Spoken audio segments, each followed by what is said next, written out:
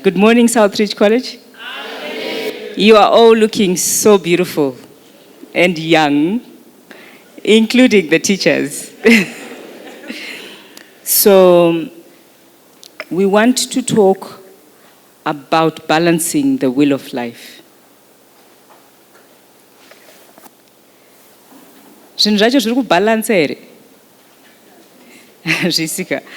Yeah, even the adults are saying, Elder, we want to talk to the children about balancing that which does not balance today. Right. We ready? So very. That's good. I just want you to speak to us a bit about dynamic balancing, Elder. Just explain to the children a bit, what is that? What is that? When is it used, and how can we use it when we are talking about issues of life? Vanangu, I want you to understand this thing. Do not strain, because but Kanamakaita Form 1 Science, I think we are together. There's what we call static balance, and there's what we call dynamic balance. So therefore, there's static imbalance and there's dynamic imbalance. When we are talking of static imbalance, virire motor. Virire motor, when it's not statically balanced, it meanders. Pamsana pekuti iso, the imbalance is throwing it out of the way. When we are talking of dynamic balance or dynamic imbalance, ukatora virire motor, it's like jamba. That means it cannot maintain its conduct with the ground. Very clear. And as they say, it's not considered a centrifugal force. And it we agree that when something rotates, as long as the weights are not well distributed, that means the heavier weight kind of it tends to pull the whole body up. Saka it won't, saka zvinova kuti tomboti apa ndo pari kurema kudarika pamwe pese. As the body rotates, painoenda pasenda, because of centrifugal force, it is pulled upwards. Saka it gets off the ground. Ndoda kuti mundibati. That means it does not maintain contact with the ground. It does not maintain contact with the important things. Why? Because the minor weight yanga ichifungidzirwa kuti haina basa, when it accumulates speed, it will cause the whole wheel to leave the ground, ichisumuka upwards. So when we are talking of balance, vana vangu tiri kutaura pakuti the small things dzinonzi neBible tumakava tudiki that we live in our lives, when we start moving, they will become big, and they will throw you off from bigger things. Smaller habits dzakadzingisa ma-CEO basi. Smaller habits dzakadzingisa ma-minister basi. They thought it was important because vakanga vachiri kumusha. But when they were exposed to money, they saw that the smaller things became bigger what? Bigger things. And the life yakamba yashaya balance. Mashibata vananguka. So when you are here, we want to deal with the smaller things that may cause imbalance. Ichata kuti upenyu wako uve sauti pete shuga. Thank you. So, Majin's wazvataurwa na Elder. The small things are actually the big things. It's those small things that you think are small that are the actual big things. So, I'm going to give you, Elder, some scenarios that I would have picked up from our children. Mova batsira on these big things.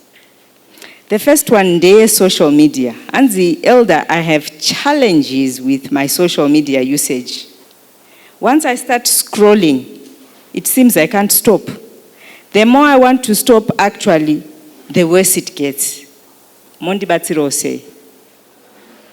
Chekutanga chandoda kuudza vana vangu social media. Vanhu vakaunza social media vanga vasina kuuya kuzokubatsirai. Social media yakafanana nefertilizer iri kuapplywa pambeu dziri mumusoro wemunhu. Saka chinonetsa nesocial media kazhinji inoisa fertilizer pambeu dzisingadiwe kumikura. Ndofunga muri kundibata. Asi haiuye sechinhu chisinganakidzi, inouya sechinhu chiri kukuincentivize. Asi zvichaitika ndezvekuti izvo uchapedzisira mubrain mako usisina chako uchiranwa nezvinhu zvevanhu. Nekuti Mwari achisika munhu achipa umwe nemumwe pfungwa dzake, aida kuti umwe neumwe ashandise dzani. Haana kumbofunga kuti tichafunga segroup. But mukachitarisa iko zvinezvi, tarisai nyangwe vanhu masisters yenyu vanodanana nemanutsi akafanana kunyangwe vakasiyana. That means kune munhu ane relationship iri kurwana nevanhu vese. Ende munhu iyeye paari kuwana akangosvika pasocial media anokanda. Kana achinge azvikanda zvoita kunge it becomes the Bible for life when it is not the Bible. Unfortunately, Bible rinoita serisinganakidzi kunyangwe richivaka, sezvinoita mushonga mizhinji haina shuga kunyangwe ichirapa. Asi social media idrink izere shuga, fizzy drink, havakuudze nezvirwere zviri mberi. Therefore, ukaona wakunetseka nekubva pasocial media, zvazvinoreva ndezvekuti pfungwa dzako iwewe dzaiswa mubhodhoro. Kuna anadzo somewhere. Saka uri kuneta kumhanya kuda kunodzitora. Asi ukasamira manje uchiti izvo ndoita sei, pfungwa dzako dzicharamba dzichiranwa either neni kana naTilda kana nani. Iwewe unenge wakangomira uri kumba kwenyu uri robot, unongoita red paroda kuiswa red, oita green paroda kuita green. Saka ukaona zvitorema kuregedza, chinhu chekutanga chaunofanirwa kuziva ndechekuti watione problem unofanirwa kuregedza. Unoita sei kuti uregedze? Pfungwa yemunhu yakafanana nemwana. Ukamuti usabude panze, anobuda because pfungwa dzake hadzishande, anotozotya shamu. Saka when you are dealing with your mind, idhila nayo semwana mudiki. At times it has to be told to stop it if you are in charge of your life. Mazibata vana vangu. Hachisi chinhu chichaitika nyore, chinhu chekuti iwewe ndonofanirwa kutoudza kuti dzikama pfungwa yangu, dzikama mweya wangu. Ukarega kuudza kuti dzikama uchingorarama sezvaunoda, hapana chinobuda. Saka inini ndoda kuti uzive kuti muupenyu hwako you are the headmaster of your brain. Tell it to behave, it will. It sounds like an addiction, elder. Zvinokwanisika here kuti munhu ari addicted azvibatsire ari ega pasina umwe ari outside anomubatsira. Nyika ine narrative yekuti munhu wese ari addicted anofanirwa kubatsirwa from outside. Asi Bible rangu rinoti where there is a will there is a way. Number one. Yes. Ende rochitaura kuti izvo kunze kune mweya kana kuti kuna Mwari musiki wedenga nepasi, who is able to assist us independently. Saka zvinoitika ndezvekuti if the inner man is smaller than the outer man, you must ask Christ to come and assist you. Inini ndoramba ndichifamba neizvi. Handisi kutaura kuti psychologist akaipa. Pari zvino chandavinga ndechekukudzai kuti izvo musiki wedenga nepasi is a bigger psychologist than any other psychologist that you may know. Amen. Amen. Ngatitendei pa second scenario. Hanzi iyi ndeye cyberbullying, elder. He says, I was bullied online and I now find myself feeling depressed because I don't feel safe on my social handles anymore. I told my parents, but they dismissed it, but I'm still feeling very unsafe. How can I be helped? Isusu patakakura pataenda kuchikoro pane pamwe pamba pakanga panembwa. Waiti ukasvikapo vazhinji vakatorumwa. Saka takangozoita decision yekuchinja nzira. Nekuti imbwa dzevari dzaunganourayi. Imbwa dzani? Imbwa dzavo. Ndo zvandoda kutaura. Saka social media yakafanana nembwa. Ukarumwa nesocial media zviroti upenyu hwamira. Chinja road. Kuchinja road ndochinja ma-social handles angu. Kana pa social handles achiita ruffle your waters, you must not make them your friends. Chinoitika muupenyu vanhu hatina kufanana. Tinoaffectwa nezvakasiyana. The fact that everyone else is on social media does not mean everyone should be. Ukaona kuti yaakupinda mauri ndo zvayakukuaffecta. It will not change. I want to tell you, there will be bullies by social media. Social media is not our friend. People say whatever they want to say. And unoisa picture yako pa social media nasu uone. Uchifunga kuti vanhu vachakuti beautiful. They will tell you whatever they want as long as you put yourself on a public platform. remember the public will say whatever they want. So be prepared to be stronger than the forces that are going to come from outside. If you are not the social media person. Kokusara ka Elder. Ndenge ndasara ndiri ndega ndisina social. Zvinozoita. Zvino zvakangofanira kuti izvo vanhu vokurambidza kuti izvo haungasari uri pabus stop vokukwidza bhazi risina masiti makagara pamabhenji unogona unosvika ikokoko wadhemejeka. Saka vanhu vari kungopinda muchibhazi ichi asi havana kuona kuti vanhu vagere pamugomo. Pakangoapulayiwa mabhireki chete mese munonoperera kuhospital pane kunanga kwamanga muchiita se muchienda. 8 times iri kure inosvitsa. Pane pamwe paunofunga kuti ndakasara uriwo uri mberi.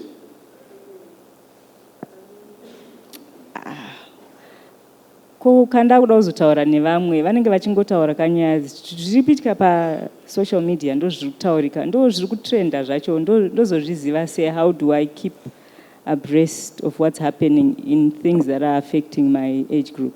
Indakatozongoona kuti izvo inini kutaurawo maonero andakaita. Inini maonero andakaita ndokuti upenyu hazisi cooperative.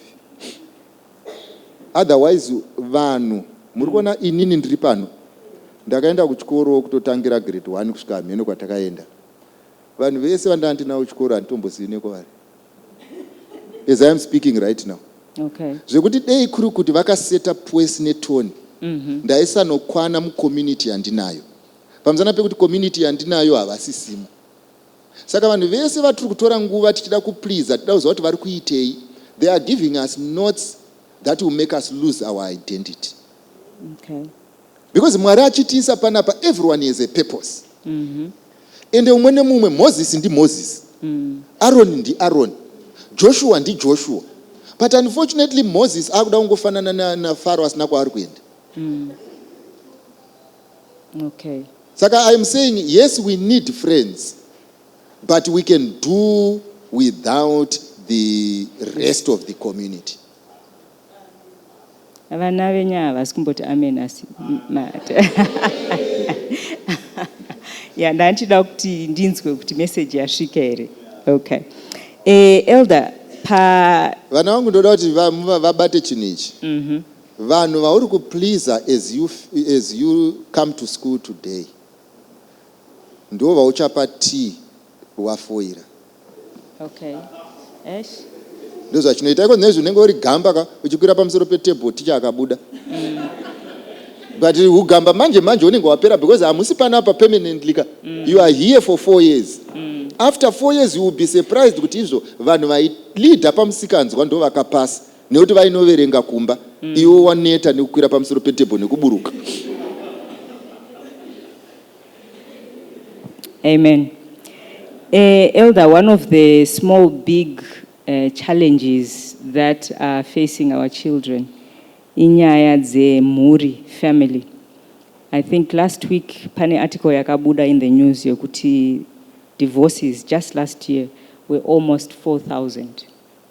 Just last year. Apa tiri kutaura hatisi kutaura dziri musystem, tiri kutaura dzakatofinalizwa. Hatisi kutaura vasati vaendesa nyaya dzavo, tiri kutaura vakaendesa vakafinalizirwa nyaya dzavo. So some of the scenarios I have here have to do with family, motibatsirawo. Wokutanga ndokuti hanzi my parents are very old-fashioned and they don't believe in talking to their children nicely. Saka vanongopopota nekutsoropodza zvese zvandinoita. I would actually like to have a normal relationship with them, but I don't know how to approach them. And they seem to think what we have is all right. That's the relationship that they want to have with me. Ndoita say. I believe, Elder, this is a cry for help from a child. And if we are honest, most of our families are like that. Vanangu regai ndikuudze ndoda kuti mundibate. Patatiri vana taenda kucrash. Totamba nezvitina. Asi kune vamwe vedu vasina kuzopedza crash. Saka makanzuro anovavakira macrash evakuru kumabhawa kupi. Kuitira kuti munhu aramba ari kucrash afare achikwira muzerere doro mutizerere wevamwe handiteseka nekuti pfungwa dzakaramba dziri kucrash ndomba waramba wachingovakirwa chachienda mberi. So ndo zvakafanana mukukura, hazvisi zvinhu zvese zvinokura mumunhu. Pasakurirwa ndo panokura, pasina kusakurwa hapana kukura. Saka mumafamilies mamakazvarwa, you were not born there by choice. These are families of origin. And in my families of origin, every parent is going to give an account before the maker. Yesu akakuitirai. Saka imimi hamutenderwe kutonga nyaya dzisati dzaenda padare. Siyai Mwari azotonga. Asi inini chandoda kukuudzai ndechekuti kukreshi yababa vako namai vako yamuri iyo manje, chidzidza kuti usazovhuroo yako. Unenge uchifangwa chawakufangwa kuzviudza uri mustatus iyo ndekuti inini mwana wangu haazombofa akadai, inini mwana wangu haazombopopoterwi like this, inini mwana wangu haazomboabused like this. Because if you develop bitterness because you are in a bitter environment, you are also going to be a bitter environment for someone else tomorrow. Muri kundibata vanangu? Saka imimi musaite zvigumbu, musaore moyo, musaite hasha nezviriko. Itai hasha ne-environment iyoyo, muti iyi environment iyi ndikabva panapa haichanditeeri. Because you have learned from that environment. Why I'm saying so? I'm not saying inini vabereki vako abusei vakuitirei zvese.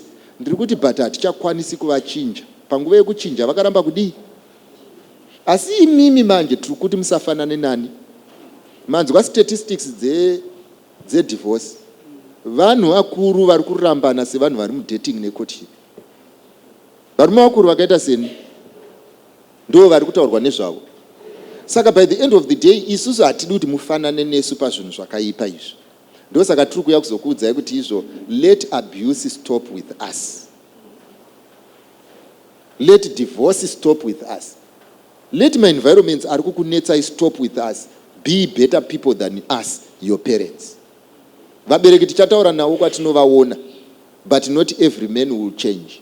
The only person that can change is the seed that we have provided. Kuti mangwana tigobudo seed yakanaka ine mutu nemvuri panogarwa nevazhinji. And you are our seed. We are looking forward to you. Takatokutarisira vanangu. Titotarisira zvikuru. Pane zvizhinji zvari kutarisira. Imimi tatongomiriro imimi kuti mugoitawo zviri. Elder, enderai pamberi nekubatsira mwana uyu. Ane chishuwo chekuda kuva nerelationship iri nani nevabereki. I fear kuti vana vakadai vakasiiwa vachinzi shinga ndozvinoita dzimba, vanozopedzesera vaita shamwari dzisidzo kunze uku. Handizivi kuti mungabatsira sei vana ipapapa. Because kushinga, yes, vachafanirwa kushinga zvavo, but how can they survive the day to day? Chaita dambudziko panyaya yemwana wangu haisi kukonzerwa naiye. Iri kukonzerwa neumwe munhu akatoita machoices ake. Ende munhu iyeye anogona kusachinja. Ndoda kuti tibate pakadaro. Saka dzingave nhema tikamuudza kuti things will change. The only person who can change is iye. It's unfortunate. You get what I mean? These are the situations that tinoisa vana vedu. And vabereki tinotaura tigotaura. But we continuously have the same problem. Ndo saka toda kutoiplagira kunoko. Asi imwe advice yandingakupei vana vangu kuchikoro kwaunoenda. Handi muri kuona kuti mune machaplain, mune vafundisi, mune maticha vari sober. Handiteseka. When you are in such problems, usanyarare. Because ndo zvinoita kuti ukotsere muclass. Because ndo zvinoita kuti nyange ukauya kuchechi unopedzera warara. Pamusana pekuti pfungwa yakaneta asi nyama inoda. I don't talk it over with your fellow sisters vaunovezera rako. Enda unogara pasi nemunhu mukuru anokubatsira. What you need now is a moral support. What you need now is someone to be there for you. If your father fails, there are so many fathers there in principle. Saka taurai. Mazvinzwa vanangu. Learn to talk. Say it out. Endo ukazvitaura futi baba wako tokunombovaona tovabetsera. Hatizoti ndiwo hako watituma. Asi tongovaudza kana vasingaite kuti apa hamusikuita. Iwo ukavaudza munokonana. Asi tikavaudza nyangwe tikakonana. Vakati ndatibvise mabhachi tongobvisa. Handireseka pamusana pekuti ndio zviripo. Saka buda pachena, buritsa nyaya iyi pachena. Ngairege kukudya nekusingaperi. Amen. Takuenda yekubvisa mabhachi yamuri kutaurai. Hanzi, my parents are always fighting, both verbally and physically.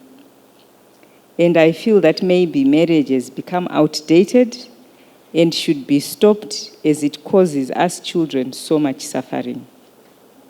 Avanangu zvinoitika ndezvekuti mazuva akanaka akaiswa mukapi ine tsvina anorwarisa. Saka tingafa mberi chiti here mazuva handibate nini anorwarisa. The problem yemarriage is not with marriage. Mwari akatozviona kuti hazvina kunaka kuti munhu agare ari oga akamisira mubatsiri akamuita sei mukamukwanira.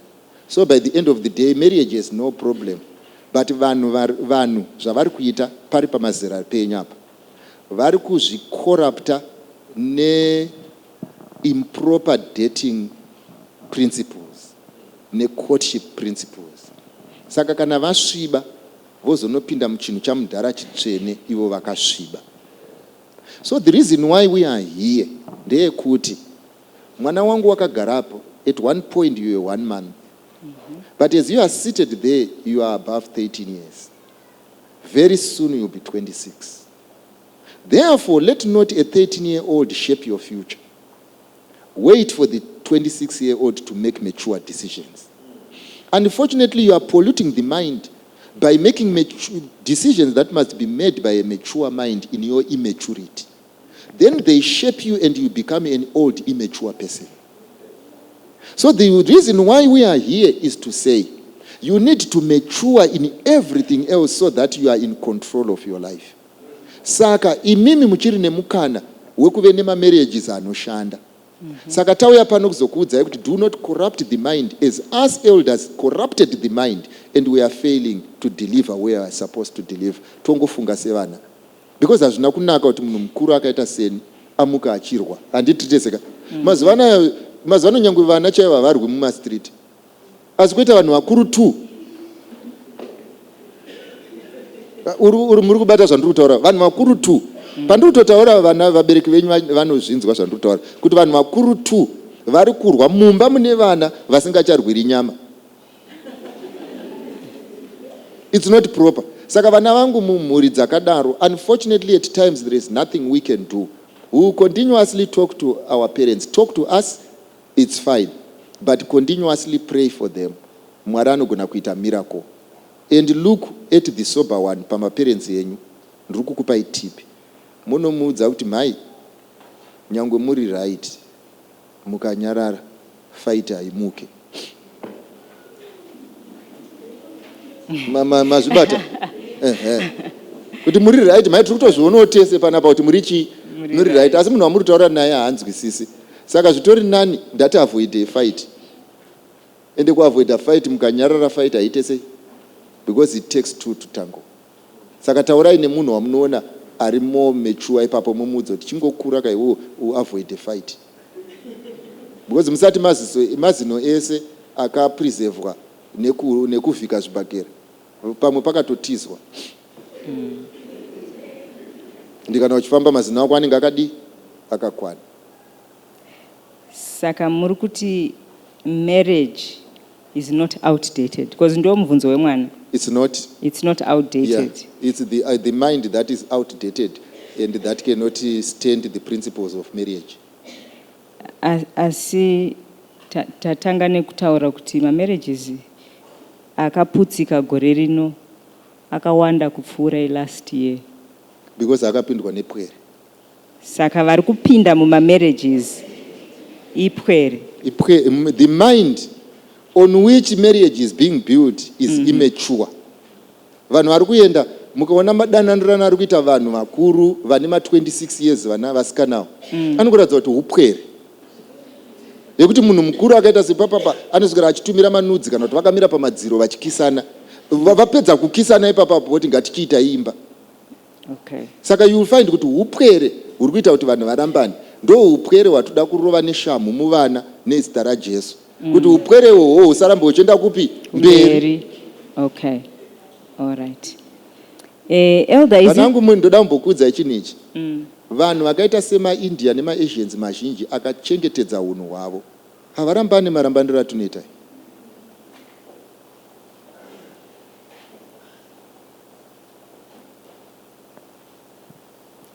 Pfungwa dzavo dzakati kurei kupfuura dzedu pachinhu ichi kaichi.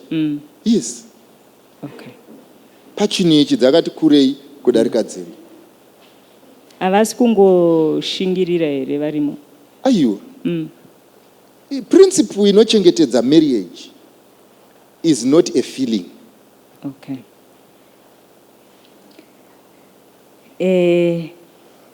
Elder, is it possible kuti vamwe vedu chikoro hatitogoni zveshuwa?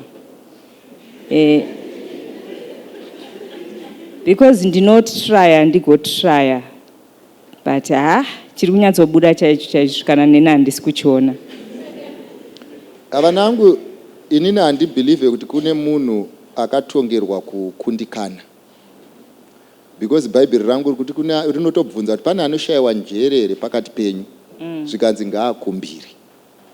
Vanhu vari kuminimiza potential yevana kuti vati mwana is a failure. Hakuna mwana ane pfungwa dzisingakwanisi kuve dzakanaka. Saka ukaona mwana wangu zvichiramba uchitraya zvakangofanana nekuti watambidzwa chimuti cheshort relay or long relay whatever. Iwe wotanga kumhanya uchienda kusiriko. Kunyange ukaiwedzera sei speed. Unenge uchishaya kuti munhu andodawo pachimuti ari kupi. Nyamba iwe uri kumhanya wakaita sei wakafuratira. Unofanirwa kumbomirawo ubvunze kuti izvo iko kwese kusina vanhuko vaende epi because mama muchimhanya muri 6 ka asi ungoona hakuna munhu wauri kuona. Saka kazhinji vanangu ndiri kukutaurirai from experience. At times we do not study our minds to see kuti inoita cope up sei. We want to do things the way everyone else is doing it. Then we realize kuti we are running tichienda opposite. Inini chinoita nditi pfungwa dzemwana wese dzoshanda. Mukasumudza mwana ari panapa anogona kukudzai vanhu vese vari muno mune mazita akavabata asi Hitler anomunetsa every day kuti saka zvoreva kuti tofanirwa kutoti kunge tichimuudza kuti uyu anonzi Hitler uyu ndiye akatonga Germany handitireseka haakanganwe I hope muri kubata zvandiri kutaura. Saka ndiri kuti pfungwa yemwana wacho akagara pasi akave focused hapana mwana anofoira hazviiti. Because kune zvimwe zvatakapasa nekuziva, zvimwe zvatakapasa nekuunderstanda, zvimwe takapasa nekuclaim. Because unotongoziva kuti Pythagoras theorem ndikasaisa mumusoro. Saka vana vedu inini ndinoramba ndichiti hakuna mwana dofo. Nekuti Mwari anopa njere. Asi brain yemunhu ngaitrainwe every day kuti ibate. Inini ndoda kukuudzai zvandakaona inini personally. Vana vedu vazhinji vatinokremesa mavhesi vachikura. Tichivaitisa mamoto nechii tichivatita discipline. Vanopasa kudarika vanorarama anyhow. Because mind yavo yakadzidziswa kuti imagine kuti kune mwana anosvika pa 7 years akugona 200 mavhesi. Unotadza kuziva vhesi ya settlement. Hazviite. Saka normally mudzimba matigere vana vedu vari kungoona TV, vari kungoita zvese but havasi kuudzwa. Mind is not being trained kuti iite sei. Okay.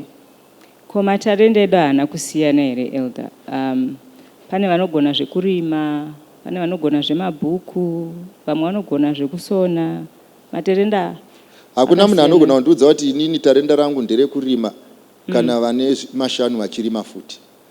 Okay. because ari kunzi akachenjera ari kurima, akapusa ari kurima. Saka ungatita renda rangu ndega muchirima mese. Okay, all right. Ayo, ndaida kungoti munhu achanzwisise kuti ipapo muri right yenyu handisi kuitisana neminharo, asi chandiri kutaura ndechekuti isu vabereki ndisu tine concept yekuti pane kuti mwana wangu ari kukundikana metsi nditsvage kuti ari kurasika papi, ndizvimubetsere. Ndobva ndatomudza kuti haiwo kada kuita zvemetsi zvichakunetsa, zviri nani unoita carpentry. Okay. Saka carpentry haina kuipa zvayo. Haina kuipa. Munhu ngaasvikeko achigona nezvimwe. Yes. All right. Okay. Next scenario, Elder. Hanzi, in my family it seems like panenge pane chikwambo. Tisataura zvechikwambo mai Machando ndambodai. Ndoziva kuti vabereki vazhinji vachaita nharo uko. Asi ndoda kuti ndibvunze panapa. Madha kwatakabva uko. Hatina vamwe vanhu vakanyora O level ka5 here. Vakazopasa. Vatori nayo. Iye zvino. Kana iye zvino. Kodei kuri kuti paakanyora kekutanga akambva angonzi idofo. Na zvino angade ari dofo. Asi mind pfungwa yaakashandisa pagore rechi5 ndo yaakashandisa pagore rechi1. Mutsauko chi?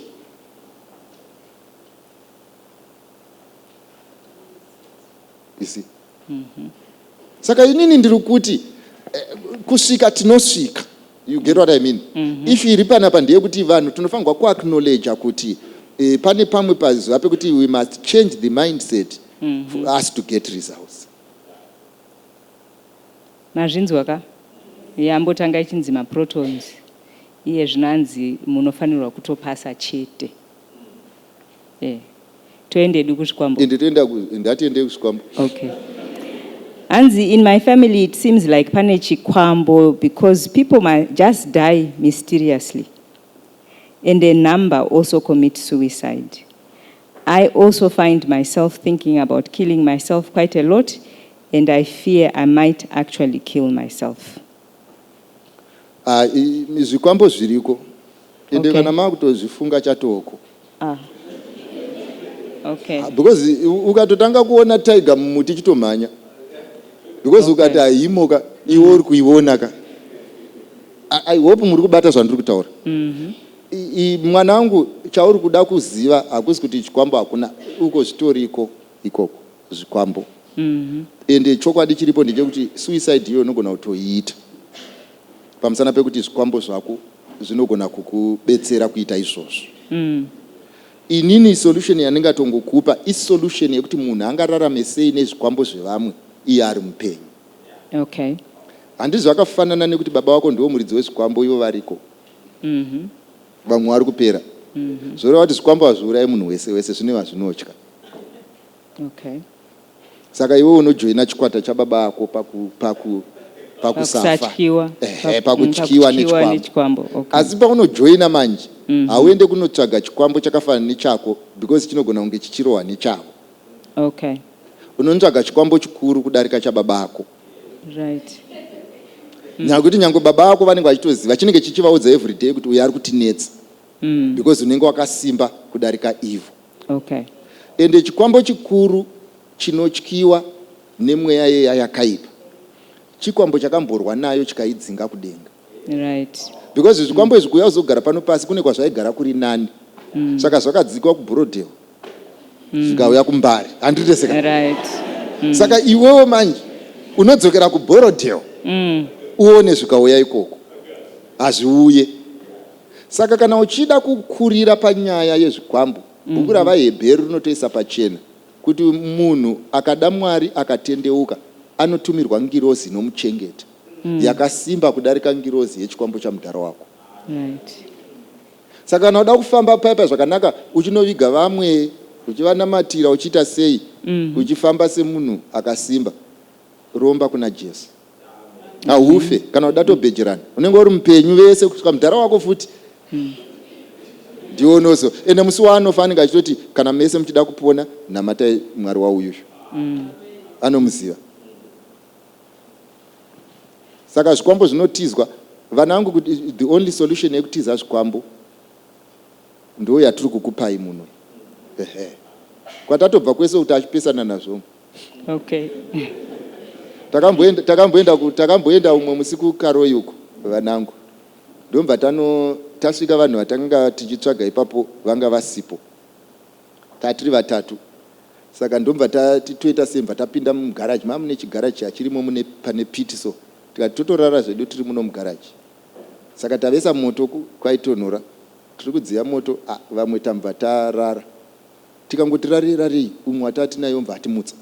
Muri kurara musikoni here kuti pana pakaipa. Zvidzi panei, toti panei.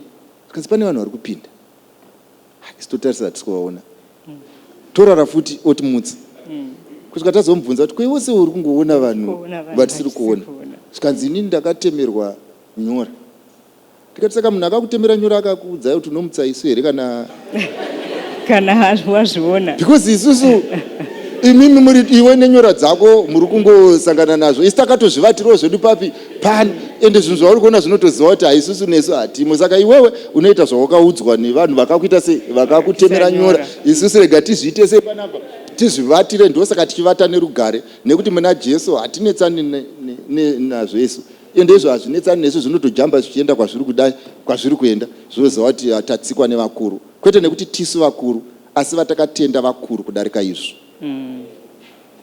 Konya yesuicide, munhu ari kuti I am actually thinking I might kill myself. Yeah, if you are thinking you might kill yourself, you may. Therefore, kwenemere ndotaura ndezvazvokwadi uye zvingatendwa. Kungoti hausati ndo advantage yatinayo nhasi yekuti hausati waita sei wazviuraya. Nekuti hausati manje, do not ignore that. You need to see vanhu kuti tikubetsere. Saka wona vakuru vandambotaura nezvavo, tikubetsere kuti pfungwa iyoyo isazokuovertake rini mangwana.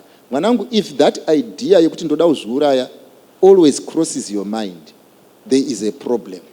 It must be resolved.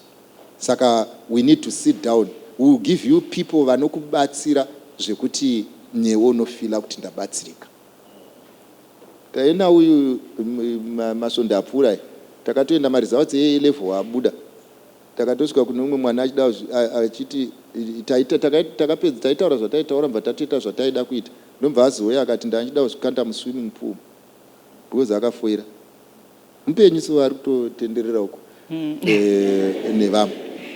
Why ndiri kudaro pamusana pekuti izvo pfungwa yesuicide, if it crosses your mind, it's a disease that must be cured. Please speak to someone. Speak to someone.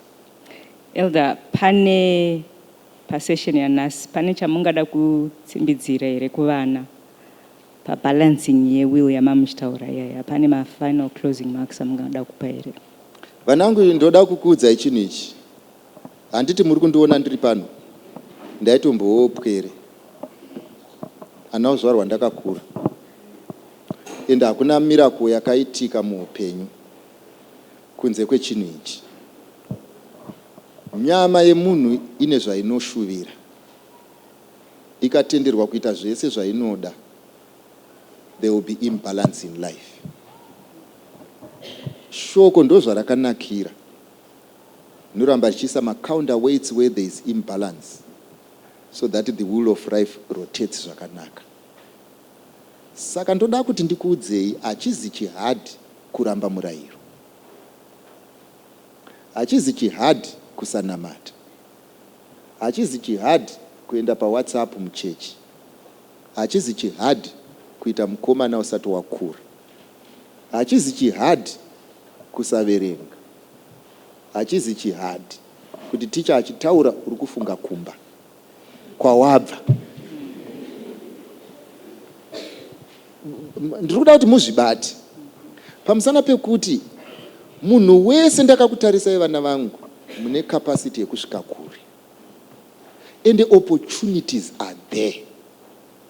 Same teacher, same syllabus, same school fees. Imagine uchiuya kuzotora maresults makadungamidzana, umwe ane A, umwe ane B, umwe ane C, iwe une U. Same opportunities. Why? Because you did not balance the wheel of life. Wakasiya zvinhu zvichiita overtake. I hope you listen and you listen carefully. Make sure kuti unorarama pasi pemurayiro uripo panguva iyoyo. Kana murayiro wenguva iyoyo uchiti unofanirwa kunge uri mwana wechikoro, ive mwana wechikoro wezvokwadi. So that kana nguva yechikoro yapedza unoziva kuti vhiri rangu ratenderera, taapa neimwe level.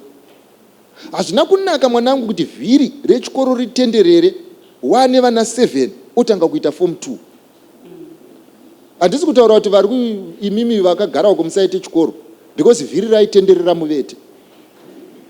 Saka handisi ndiri kutaura yese vana vangu vese vari panapa hapana wandino exempta. Handisi kureva kuti imimi musaite, ndiri kuti panguva yechikoro maitamba. Iye zvinezvi uri kunyatsoona kuti wane 26 years, wane 27 years, uri kupinda mu30, uri kuramba uchingotamba sepwere. You need to sit down and say, pandaifanirwa kunge ndichidzidza ndakarara, saka ndaakudzidza munguva isiriyo. Saka vana ava uniform unogona kunge usingakwane but you cannot outgrow chikoro. Zvinoreva kuti iwewe panyaya dzechikoro uri pazera iri. Joina vamwe vako. Imimiwo panyaya dzechikoro, utilize opportunities. Convert all opportunities. Hakuna mwana wangu andakagara naye wandakatarisa panapa anganzi idofo. Hakuna zvakadaro. Pakati penyu hapana dofo. Hapana asingagone maths, hapana asingagone science. Issue iri panapa chete ndeye attitude nefocus. Attitude nefocus. Gara pasi nevakuru uvatsanangurire. I have a problem. Vachakubetsera. As if you keep it as your problem, zvinonetsa. Ndakambozviita ndiri zera renyiri. Ndakaramba maths ndiri form 1. Ndichitonyora tsumo imomo. Tsumo dzaindinakidza ndaiziva tsumo ngamheno. Ndichinyora tsumo dzangu mubhuku remaths pamusana pekuti inini ndatozviita write off pamaths. But one thing I know is when I sat down with someone, she helped me and I did my mathematics and I passed. Sit down and balance the wheel of life. May the good Lord bless you. Musatonge nyaya dzevakuru adzitongeke. You get what I mean? Asi dzenyu dzinotongeka dzitongei muchiita sei muchibudirira vana vangu. Muitirwe zvakanaka mukomborero. Thank you, Elder. Itai zvibalance.